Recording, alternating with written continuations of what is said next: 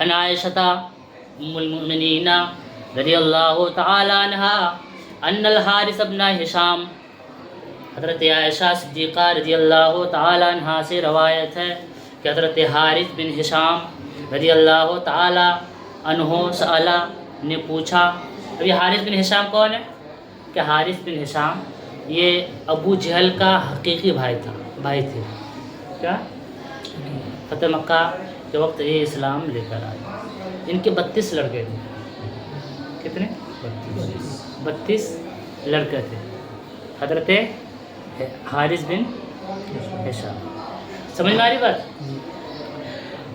تو چونکہ ہشام ابو جہل کے والد کا نام تھا، ویسے ہی انہی کی نسل سے یہ حضرت حارث ہیں، لیکن یہ مومن تھے، وہ کافر تھے. ان الحارث بن ہشام سأل رسول اللہ صلی اللہ تعالی علیہ وسلم، انہوں نے اللہ کے رسول صلی اللہ تعالی علیہ وسلم سے دریافت کیا. فقالا، تو کہا، یا رسول اللہ کیف یأتیک الوحی، اے اللہ کے رسول صلی اللہ تعالی علیہ وسلم آپ پر وحی کیسے نازل ہوتی ہے؟ آپ پر وحی کیسے نازل ہوتی ہے؟ فقال رسول اللہ صلی اللہ تعالی علیہ وسلم، تو اللہ کے رسول صلی اللہ تعالی علیہ وسلم نے ارشاد فرمایا، احیانا یأتینی مثل سلسلۃ الجرس، کبھی میرے اوپر وحی نازل ہوتی ہے گھنٹی کی آواز کی طرح. جرس گھنٹی کی آواز. واشدہ علیہ، اور یہ مجھ پر سب سے زیادہ سخت ہے، یعنی جب ویسی وحی نازل ہوتی ہے تو سب سے زیادہ. حامل قرآن، جس قرآن کی بوجھ کو پہاڑ برداشت نہ کر سکے.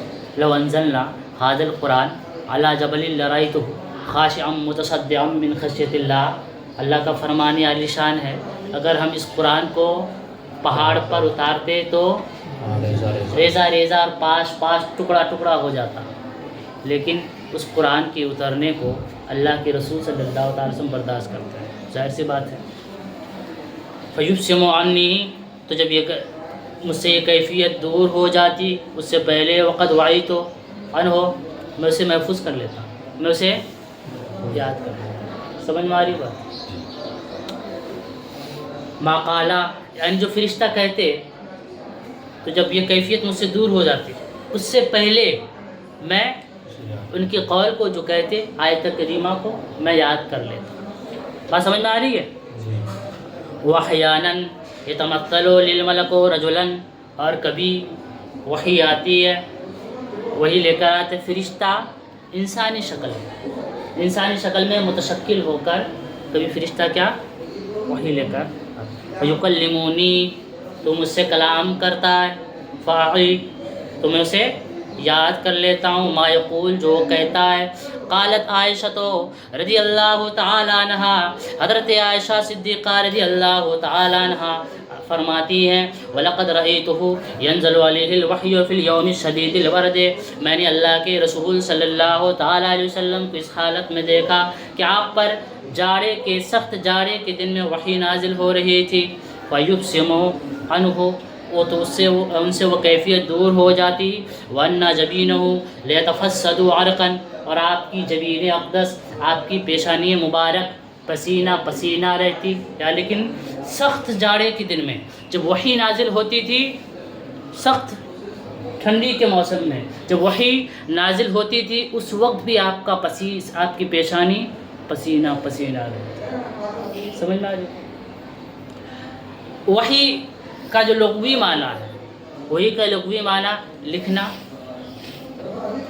اشارہ کرنا، پیغام پہنچانا. سمجھ میں آ رہی بات؟ اس کا اصطلاحی معنی، اصطلاح شرع میں توجہ ہے آپ کی؟ وحی کا لغوی معنی کیا ہے؟ لکھنا، اشارہ کرنا، پیغام پہنچانا. سمجھ میں آ رہی بات؟ اس کا اصطلاح شرع میں وحی کس کو کہتے ہیں؟ کہ اصطلاح شرع میں کہتے ہیں کہ اللہ کے انبیاء میں سے کسی نبی پر اللہ تبارک و تعالیٰ کا کلام، اللہ تبارک و تعالیٰ کے کلام کا نازل ہونا. انبیاء میں سے کسی نبی پر اللہ تبارک و تعالیٰ کے کلام کا نازل جو یہ کیا ہے اصطلاحی معنی ہے وحی کا. سمجھ میں آ رہی بات؟ وحی کے انبیاء کے حق میں علامہ عینی نے لکھا ہے انبیاء کے حق میں وحی کی 3 قسم ہیں. کتنی؟ 3. بات ذہن میں آ رہی ہے آپ کی؟ وحی کی کتنی قسم ہے؟ 3 قسم. ان میں سے پہلی قسم یہ ہے کہ نبی براہ راست سنے اللہ کا کلام بلا واسطہ، اللہ کا کلام سنیں سماعت کریں، جیسے ہمارے حضور صلی اللہ تعالی وسلم نے شب معراج میں براہ راست بلا واسطہ سنا. حضرت موسیٰ علیہ السلام نے کوہ طور پر براہ راست سنا. پہلی قسم. دوسری قسم یہ ہے کہ فرشتے کے واسطے سے، یعنی فرشتہ کوئی کلام لے کر آئے، فرشتہ اللہ کے کلام کو لے کر آئے. سمجھ میں آئے؟ دوسری قسم ہو گئی. تیسری قسم یہ ہے کہ دل میں القاء کر دیا جائے، یعنی وہ بات دل میں